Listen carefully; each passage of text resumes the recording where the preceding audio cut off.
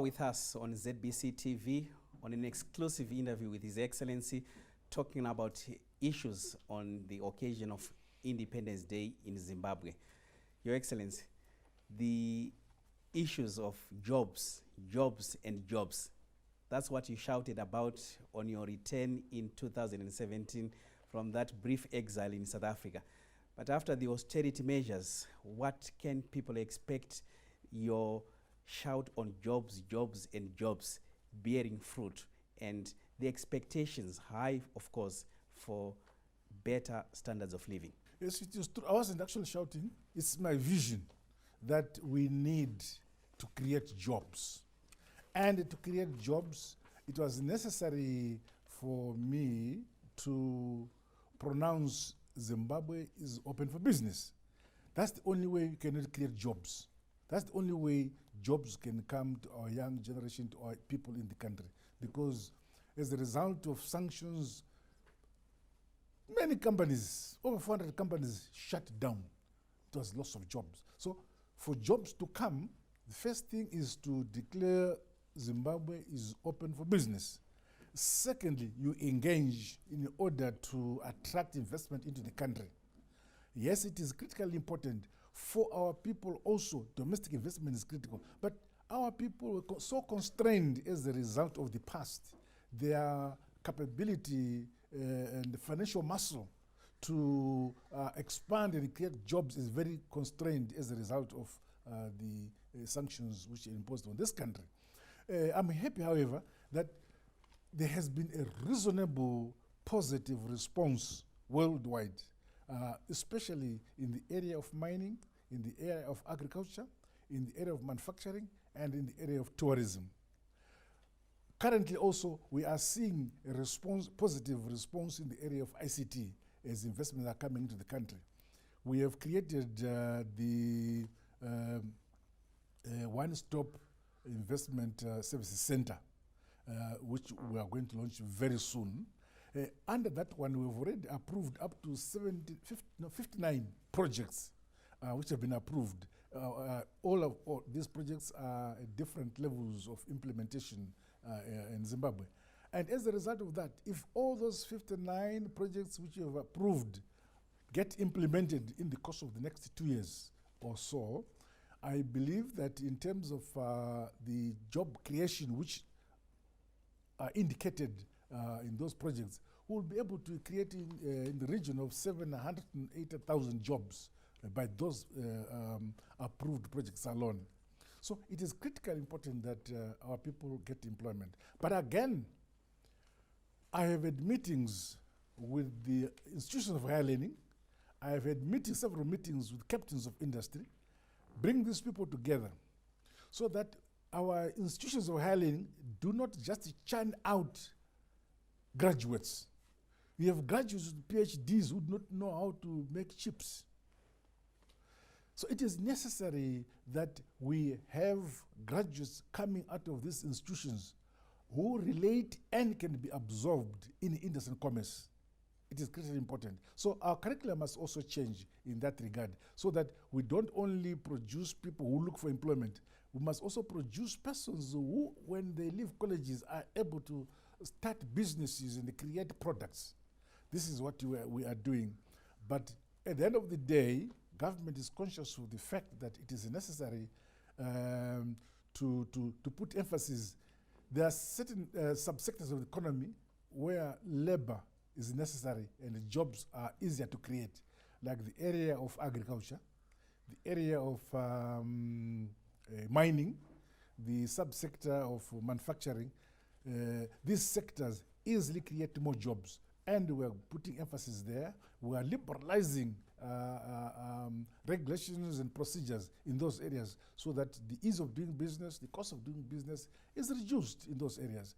And we are doing this looking at other countries who have done these things ahead of us, so we get what is suitable for our country or for our economy in order to move forward as rapidly as possible.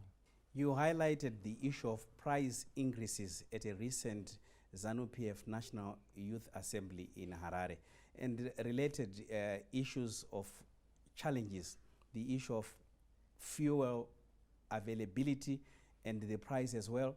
What is the government putting in place to make sure we create stability and ease of surviving in these scenarios? With regard to the issue of prices, I made an appeal a few days ago to industry and commerce, our captains of industry, our compatriots in that field, that's industry and commerce. The prices are coming up, but there's no justification in many areas why prices are going up. It's just a question of perception, that fearing of the unknown, that we want to cushion ourselves today for possible challenges tomorrow.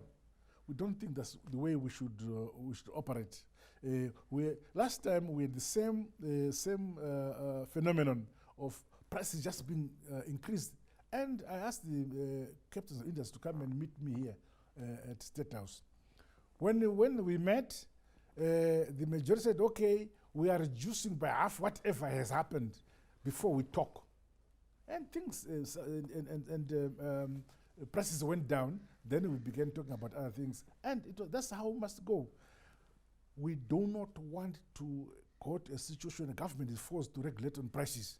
I'm against the regulation of prices. I would want prices to be regulated by market forces. However, those in business, our compatriots, should realize, should have a human face when they're making their profits. They should not go into business for making super profits the same day they begin the businesses. I think it is necessary that they have a human face in dealing with the public, dealing with the communities, so that as they make their money, they also realize that they are serving a community to which they belong. This is my appeal to them with regard to that issue. With regard to fuel, which you've mentioned, currently our fuel consumption is now 2.5 times before the Second Republic. Let's take diesel. Diesel, we used to have consumption of about 2.1 million liters a day. Now we are around 4.6, 4.9 million liters per day. So the volumes have more than doubled consumption in terms of diesel. The same with petrol. But our foreign receipts have not doubled. We have only about 26 to 27% increase in our foreign receipts, foreign currency earnings. So there's a mismatch between our foreign currency earnings with the demand that has resulted as a result of an opening up the economy and opening up business in this country. Time will come when indeed the industry and commerce will be exporting more and more, and then the supply side and demand side will match. Time will come. But at this stage, there's a mismatch. But it is necessary. We have to go through these things. It's a challenge we are facing. I'm happy that at least we are able to meet up between 80 to 85% of the fuel needs in the country. You have spoken strongly against corruption. Agreeably, it's a cancer in Zimbabwe. And you have set up a prosecutions unit, but how do you evaluate your success in tackling this cancer? I now realize that corruption is deep-rooted. I thought, in fact, by pronouncing that, let's fight corruption. Those who are corrupt will fear and stop the corruption. It's not like that. It's so rooted that you have to fight it from A to Z. One, most systems, structures, institutions, there is element of corruption. To fight it, you need the police to unearth, investigate, but also within the police there's corruption. The next stage, you need the prosecution, that is the NP, National Prosecuting Authority. They need to prosecute the cases. So once the case has passed the corruption in the police, it is to pass the corruption in the National Prosecution Authority. Then it must go to courts. And there are also elements of corruption in the court. So the fight is so wide and deep. However, I'm happy that you find people who support the fight against corruption in all these institutions. In the police, not everybody is corrupt. In the prosecution institutions, not everybody is corrupt. In the judiciary, not everybody is corrupt. So because of that, we are gaining traction slowly, not as speedily as I had expected. And as you realize, there are so many cases of corruption now in the courts. Some are moving on with reasonable space. Some, there's no explanation why they are getting so slow. I don't understand. They take too long. I'm a lawyer by profession. But some of the things that are happening, I'm not happy with. But I must allow judicial process to take its place without interference. We agree it's a complex issue. Indeed, I'm happy that you agree. I'm sure you see it where you work. But as it is, we must all commit ourselves, all institutions, not the president alone, but all institutions, we must fight this. It cannot be a duty of one person. It's a duty which all of us, actually, the benefits of a cleaner society, a clean society, is comes to everybody. In fact, we would develop faster. We would give more services. More service delivery will happen to our people. For instance, I'll give an example. We had a loan extended to Harare City Council by the Chinese for sanitation and water reticulation. But that money was then used for buying cars and other luxuries. It did not address the issues for which the money had been given. So when I went to meet my brother and colleague, President Xi Jinping, and discussed about this loan, I wasn't aware about what had happened. So I said, but Mr. President, you gave us this loan, you stopped before it was fully disbursed. Says, my brother, what we gave you was not used for what we gave you for.